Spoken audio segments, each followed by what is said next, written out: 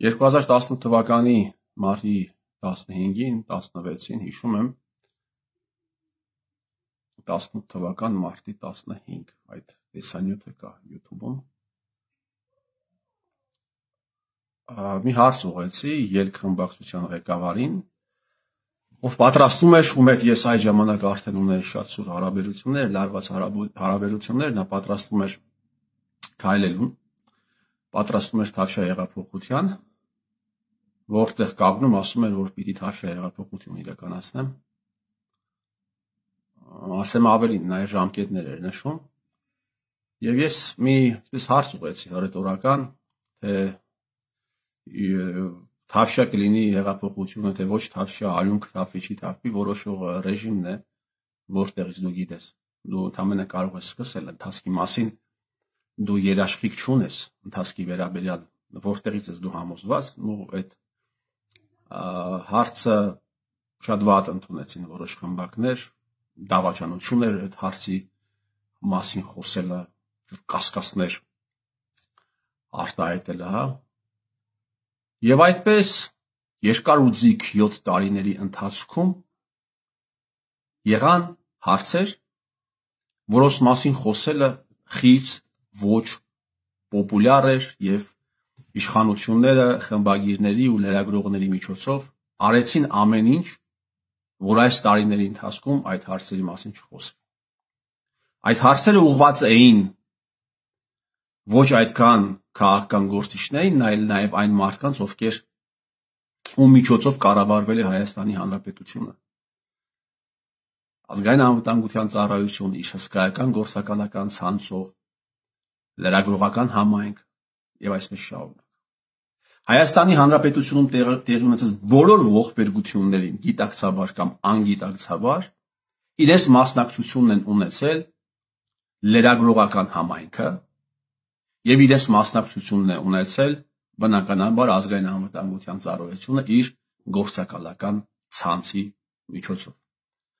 ընդդիմադիր են խաղացել ընդդիմադիր падգամավորներ են խաղացել ընդդիմադիր վերլուծաբաններ են խաղացել իշխանական падգամավորներ են խաղացել հիմա դուք տեսնում եք հարգելի բարեկամներ թե ինչ է տեղի ունենում Հայաստանի Հանրապետության 16-րդ վարչապետը եւ այս 7 տարիների ընթացքում այդպես անարգել Նիկոլ Փաշինյանը ինչ ուզեց արեց ինչ ուզեց արեց որովհետեւ իր մեջքում կանգնած եղել հիշում եք ինքը ասում էր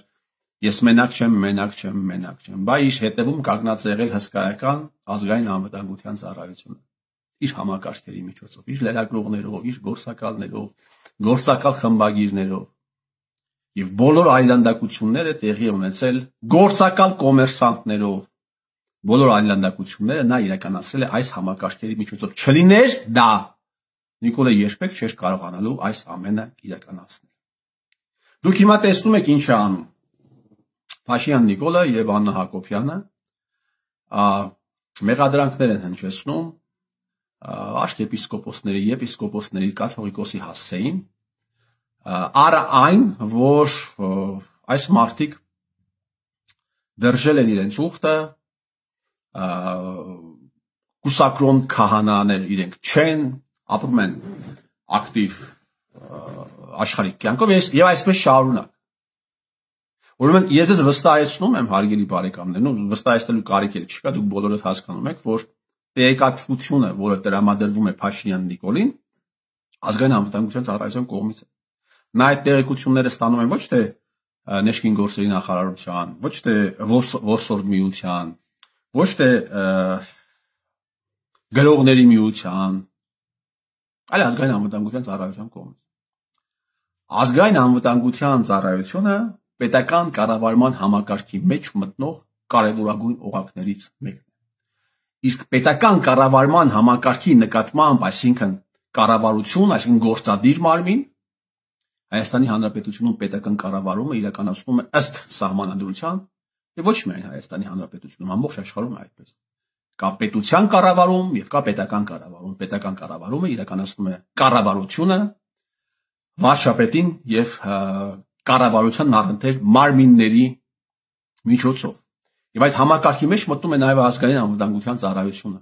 որը պիտի ենթակա լինի ազգային ժողովին պետության կառավարման, արդեն պետության կառավարման մեջ մտնող մեկ այլ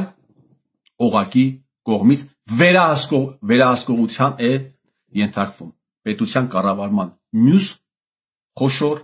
ճյուղը դա դատական իշխանությունն է։ Եվ այս այլանդակությունը բնականաբար տեղի է ունենում ազգային անվտանգության ծառայության գործուն մասնակցությամբ, այսինքն այդ տեղեկությունը Նիկոլ Փաշինյանին տրամադրում են ազգային անվտանգության ծառայության կողմից։ Եվ դեպուտատները, падգամավորները, ովքեր 4 տարի այնտեղ նստած են, ովքեր մի հարցի վերաբերյալ խոսել են, մեկ այլ հարցի վերաբերյալ չեն խոսել, բոլոր այն հարցերը, որոնք ուղիղ կապ ունեն ազգային անվտանգության ծառայության հետ, համարյա առանց բացառության այդ հարցերի մասին չի խոսվում։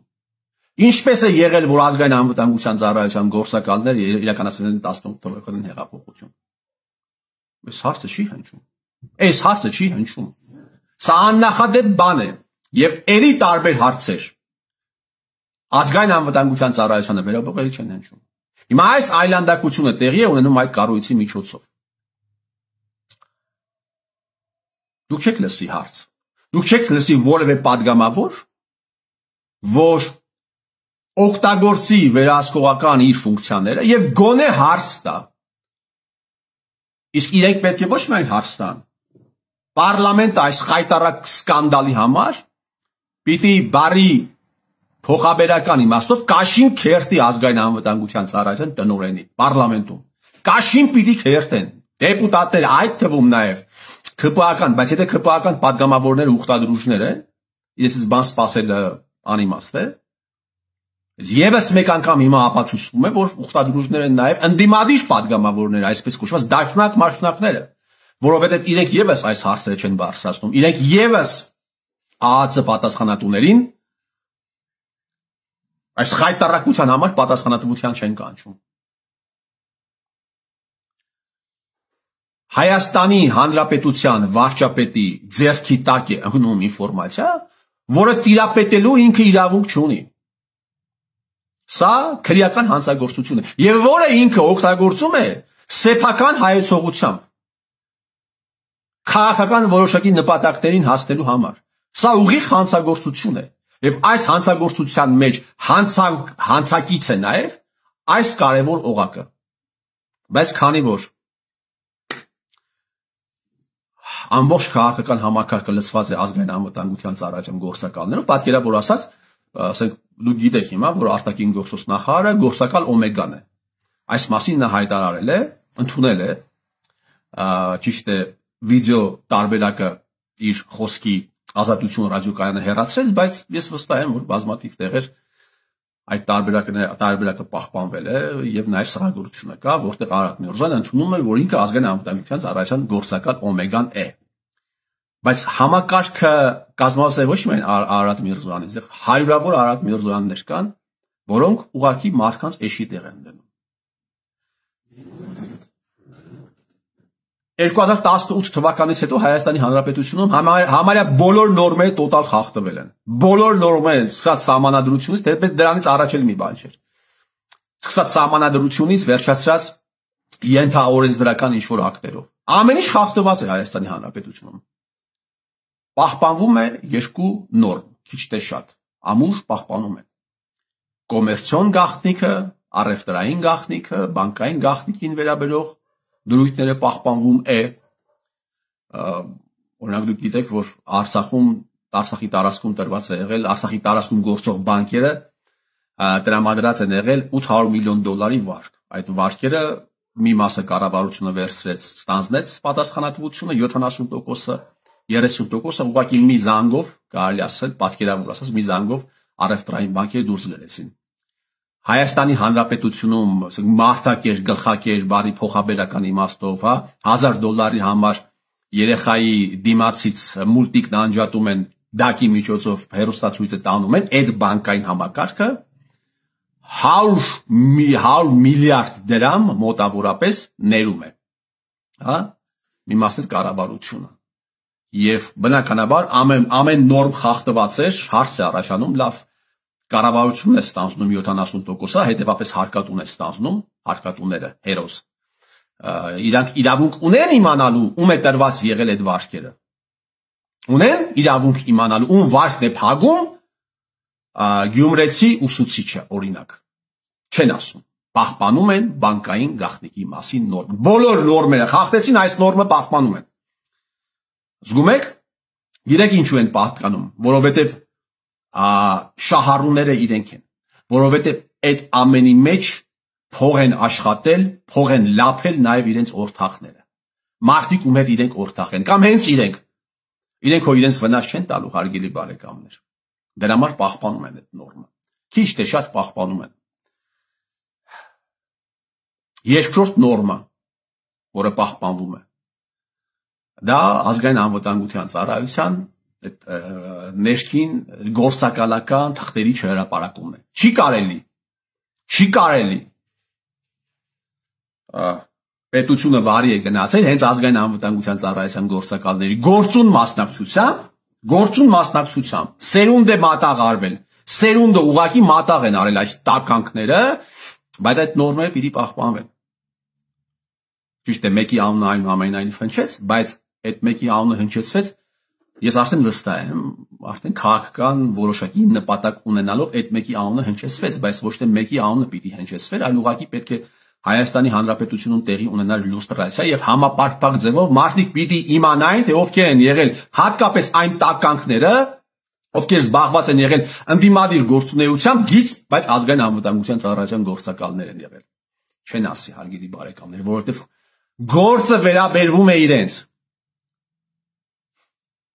Ասում է Արցախում եղել են մարդիկ, ովքեր հեկերը վաճառել են ադրբեջանցիներին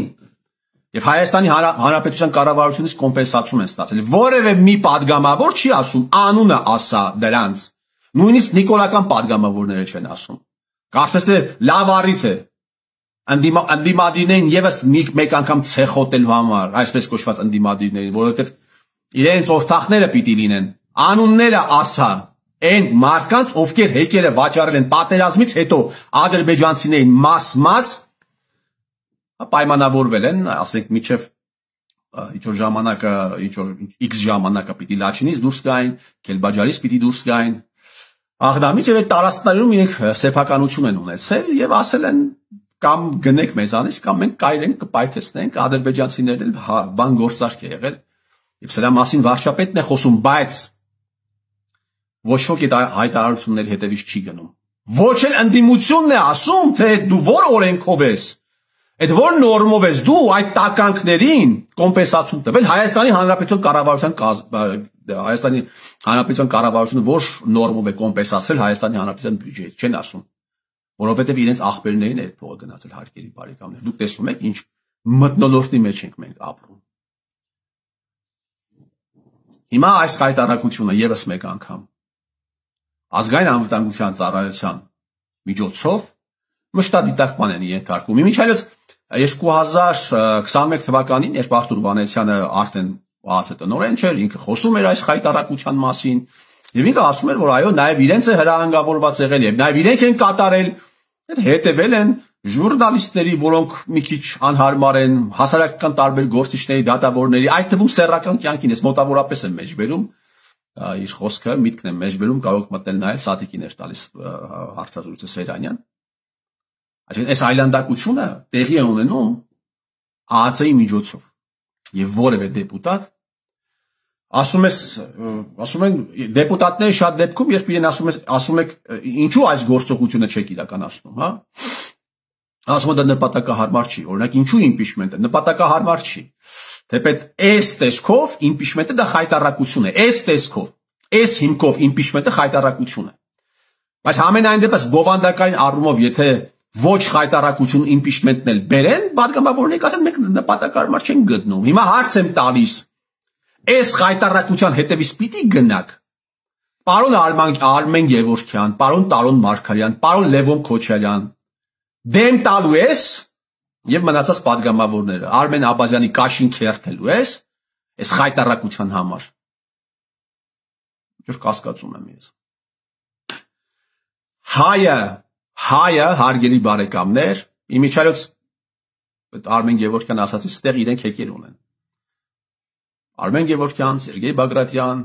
մեկը Հայաստան դաշինքից է, մեկը իշխանական падգամավոր, հա, մարդիկ բիզնես օրտախներ են ջերմուկում։ Սա խայտարակություն չէ, բա ինչ է, եթե խայտարակություն չի։ Չի կարող մեկը անտագանիստ լինել մյուսի հետ եւ իր հետ այսքան սերտաչած լինել։ Այդպեսի բան չի կարող ուղակի լինել։ Հայաստանի Հանրապետությունում հայ ձեռքով այսպիսի հակամարտկային, հակաքաղաքական, հակաքրիստոնեական համակարգ է ստեղծվել հայի ձեռքով եւ հային պետք է փրկել հայից։ Ես ձեր տիրոջ մերը